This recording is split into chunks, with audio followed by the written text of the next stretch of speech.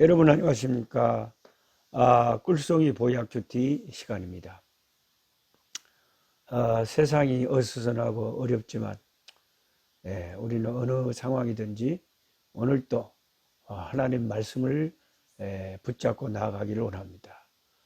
오늘은 2020년 2월 28일 금요일 365일 성경 통독 중에 59번째 시간입니다. 신명기 25장에서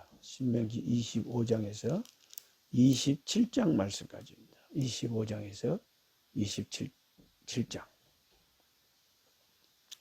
신명기 25장을 펼쳐보시면 이제 사람들 사이에 재판을 할 때 재판에 대해서 공정하게 하라.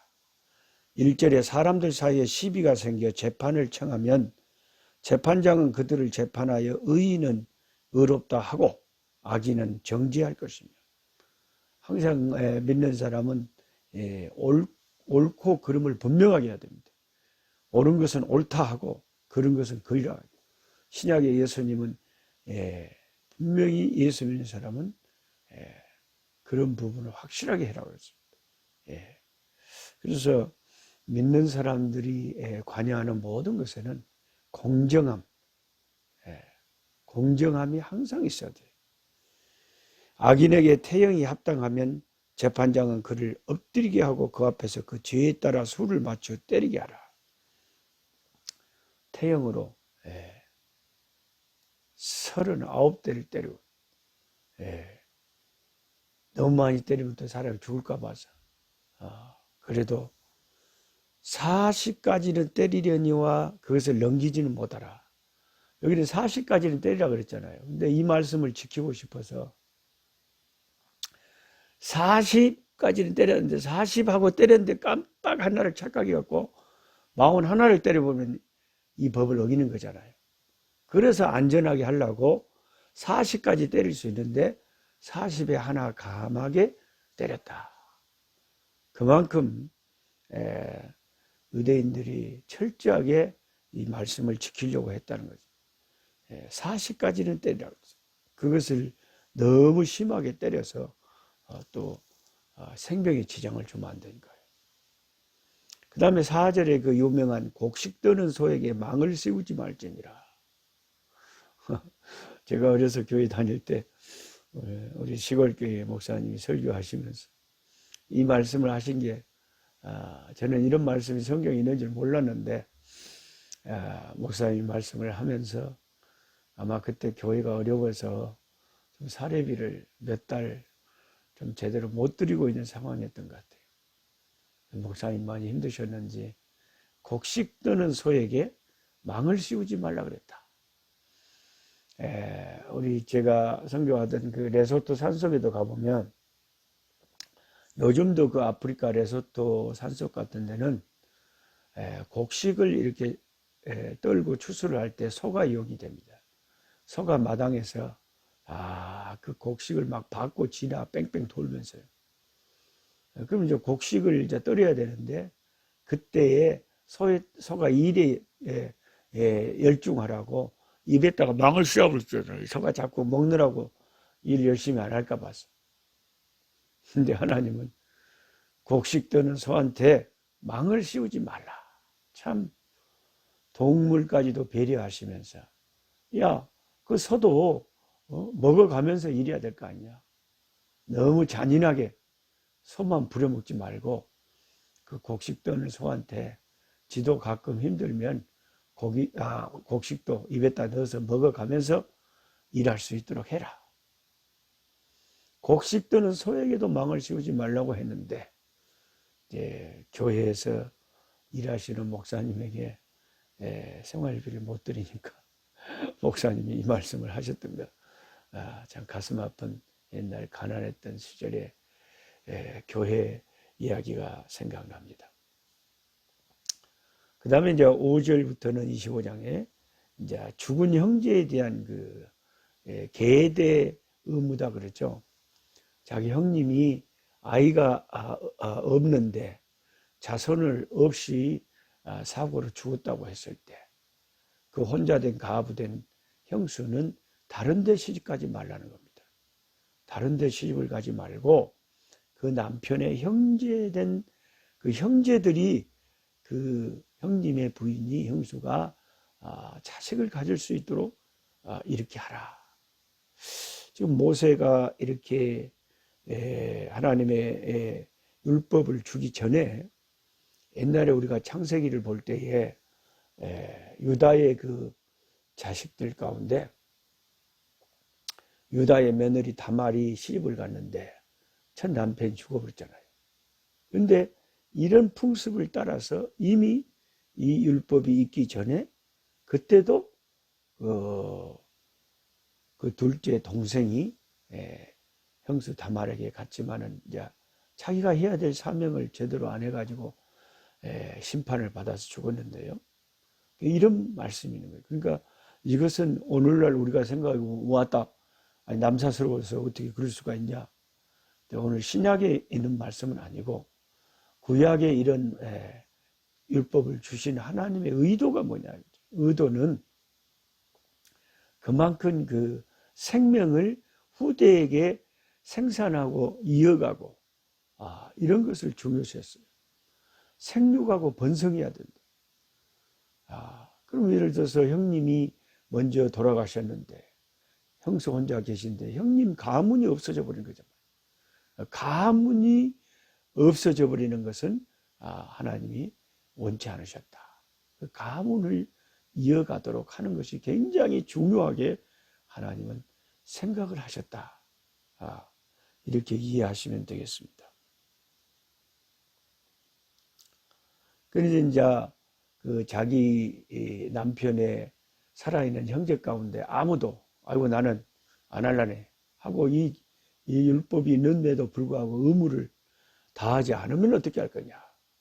그럴 때는 그 형수 되신 분이 그 고을의 지도자에게 나아가서 성문에 나아가서 그 성문의 장로들 지도자들에게 사정을 이야기를 하면 친척 가운데서라도 누군가는 그 의무를 이행을 해야 됐다 했습니다.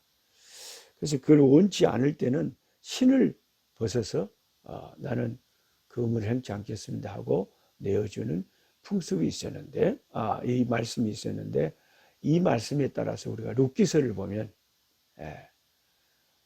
그 보아스보다 먼저 의무를 행해야 될 그 친척이 성문의 장로들 앞에서 나는 그 의무를 행치 않겠다고 신발을 벗은 그런 말씀을 우리가 보면 이 율법이 그대로 유대인들에게 시행됐다는 것을 알 수가 있습니다. 그 다음에 25장, 신명기 25장 11절부터는 참 우리가 상상하기 힘든 재미있는 말씀을 하시는데 두 사람이 남자가 싸웠어요. 싸웠는데 한 사람의 아내가 그 칠언자의 손에서 그 남편을 구하려고 자기 남편을 이제 같이 편들어 주려다가 가까이 가서 손을 벌려 그 남편하고 싸우는 사람의 음낭을 잡았거든. 너는 그 여인의 손을 찍어버릴 것이고 내 눈이 그를 불쌍히 여기지 말지. 뭔 이런 말씀까지 다 성경에 있는가 의아해하실 수 있지만 이 말씀의 의도는 그만큼 아까 계대 의무에서도 했던 것처럼 하나님은 생명을 중시하는 그 생명, 사람의 그 생명을 생산할 수 있는 그 남자의 그것을 그 급손을 갖다가 잡아버려서 그것을 상하게 하면 그 손은 찍어버리라.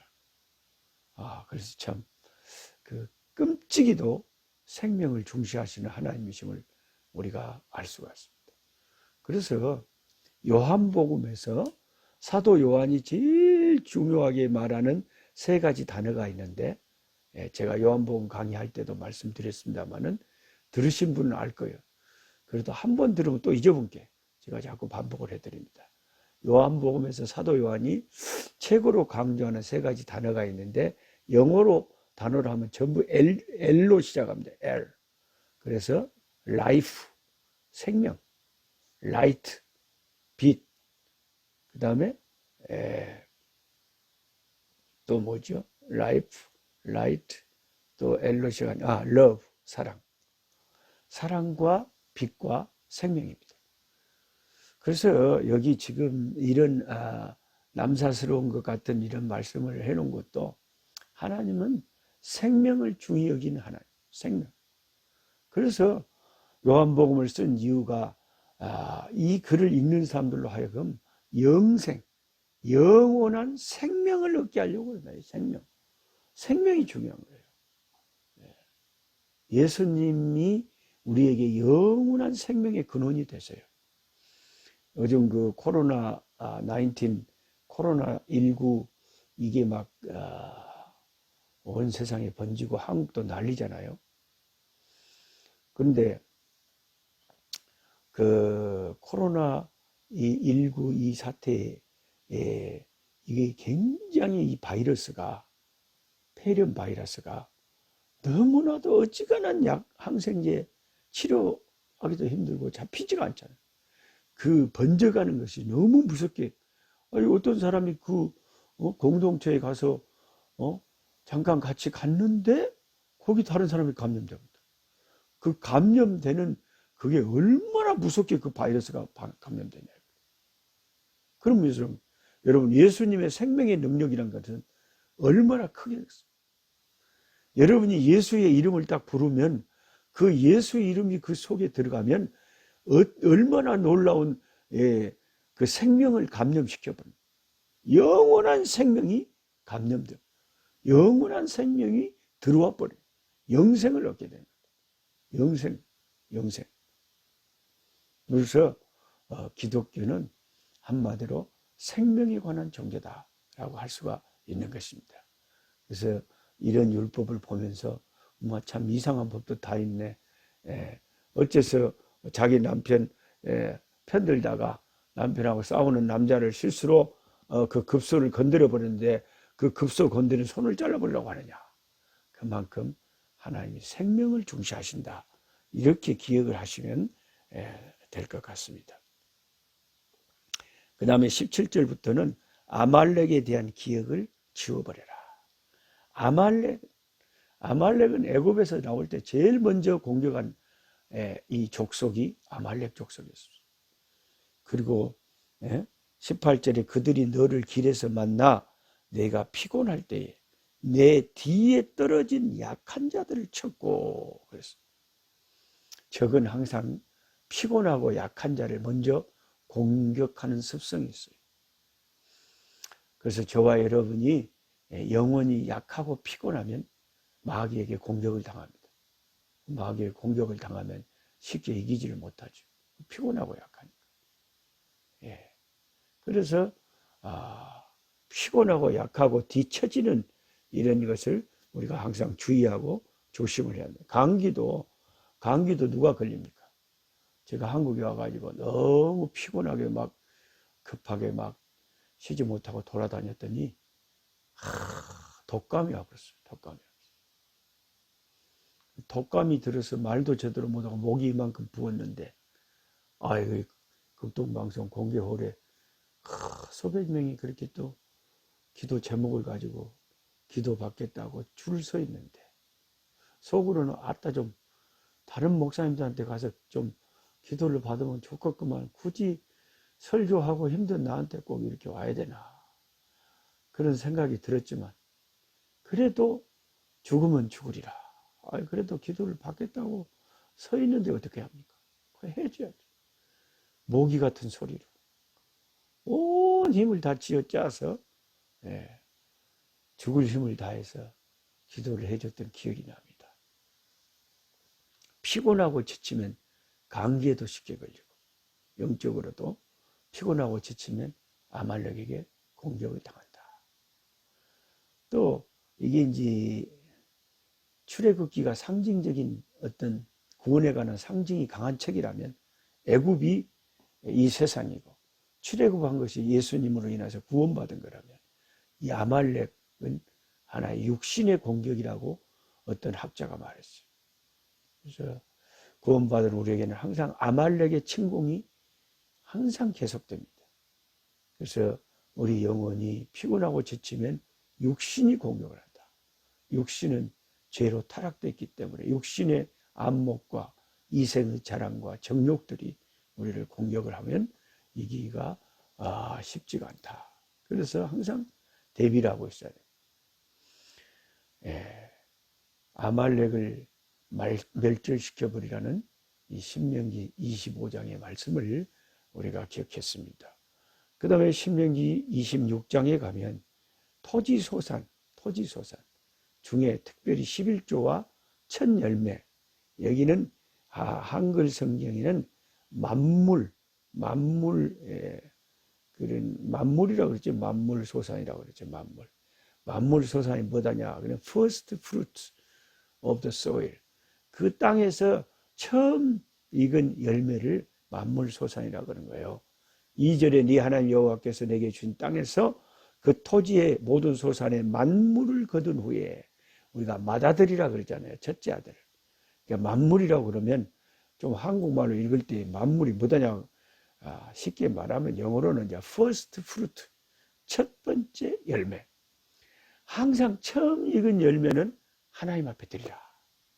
그래서 제가 어려서 제 고향 벌교 중앙교회를 다닐 때 제 교단이 장로교 고신이었는데 참 그 신앙이 더욱 실하신 장로님이 계셨어요.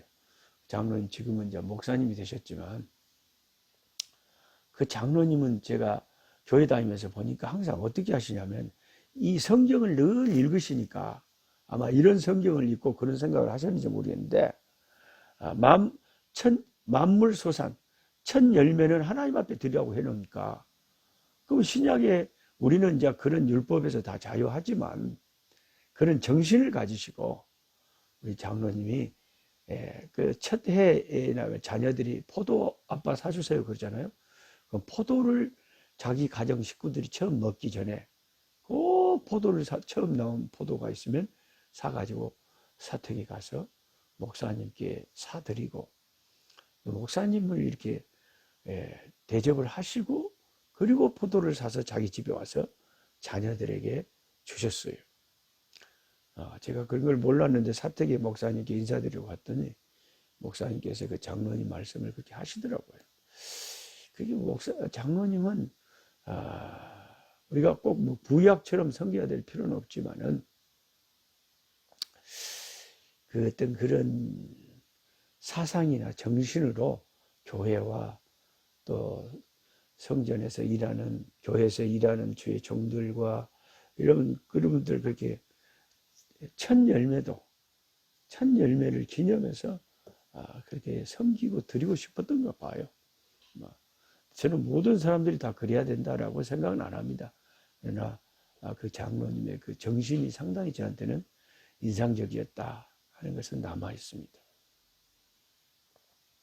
그래서 그 이스라엘 백성이 남의 종살이 했던 사람들인데 하나님이 자기들에게 소산을 주고 첫 열매가 얼마나 귀하겠습니까? 그래서 그 첫 열매를 하나님 앞에 꼭 갖다 드려야 된다. 그 다음에 11조를 드리는데 3년마다 드리는 11조는 그 고을에 가난한 자들과 가부들과 함께 모여서 그 11조를 나누었다 그랬죠. 예. 그 다음에 이제 16절부터는 하나님의 이 규례와 법도를 잘 지키면 하나님의 보배로운 백성을 된다. 18절 여호와께서 네게 말씀하신 대로 오늘 너를 그의 보배로운 백성이 되게 하시고 그의 모든 명령을 지키라 확언하셨느니라. 그런즉 여호와께서 너를 그 지으신 모든 민족 위에 뛰어나게 하사 찬송과 명예와 영광을 삼으시고 그가 말씀하신 대로 너를 네 하나님 여호와의 성민이 거룩한 백성이 되게 하시리라. treasured possession, 보배 같은 소유로 하나님이 자기 백성을 삼으신다. 우리는 뭐 금덩어리 이런 것이 보물이지만 하나님에게는 하나님의 백성이 보물이에요. 보물. 하나님의 백성의 보물이. 그 다음에 이제 27장에는 돌 위에 율법을 기록해라. 그래서 이제 가나안 땅에 들어가거든 이 모세를 통해서 들려준 이 율법을 잊어버리기가 쉽잖아요. 그럼 오늘날에는 책 같은 것이 인쇄업이 발달돼서 다 책을 만들어서 집집마다 나눠주면 되겠지만 그때는 그런 인쇄가 없으니까 다 돌에다가 이렇게 석회석을 칠해가지고 거기에다가 이 말씀을 다 해를 발라가서 석회를 발라서 말씀을 다 적어서 에발산에 세우고 사람들로 하여금 그걸 보고 저렇게 하면 축복받고 저렇게 하면 저주받구나 이런 것을 알게 하라는 거죠. 그래서 에발산에서 저주를 선포하고 그리심산에서 축복을 선포해라. 근데 이제 27장에 그 막 선포하는 것 중에 저주를 받을 것에 대해서 많이 이야기할 때 부모를 경홀히 여기는 자 저주를 받을 것이라. 그럼 백성들은 어떻게 해야 돼요? 아멘 할지니라. 그래서 이스라엘 백성들이 아멘 아멘 하면서 그 에발산에서 선포하는 그 말씀에 그게 비록 막 너희들이 여호와께서 애굽의 종기와 치질과 괴혈병과 피부병으로 너를 치시리니 네가 만약에 하나님 말씀대로 살지 않고 짐승하고 교합을 하고 아주 아버지의 아내 즉 어머니의 하체를 건드리고 뭐 무서운 죄를 지면 저주를 받을 것이니라. 그러면은 어찌해야 됩니까? 아멘. 우리는 꼭 자기 마음에 드는 축복된 말씀만 들을 때 아멘 하는데요. 심판의 말씀을 들어도 아멘 할 수 있어야 되는 거예요. 그런 경우는 거의 없잖아요, 교회에서. 그러나 우리는 하나님이 아멘 하라 그랬잖아요. 이렇게 잘못하면 저주 받는다. 그러면 아멘, 아멘, 아멘. 이 율법의 말씀을 실행하지 아니하는 자는 저주를 받을 것이라 할 것이요 모든 백성은 아멘 할지니라. 오늘은 여기까지 하겠습니다. 어지러운 세상 중에 여러분 모두 힘내시고 강건하셔서 이 어려움을 잘 돌파할 수 있기를 바랍니다. 인내하고 기다리면 좋은 날도 올 줄 믿습니다. 이 모든 어려운 날들 이 또한 지나가리라. 다 지나갈 줄 압니다. 내일 또 뵙겠습니다. 약한 자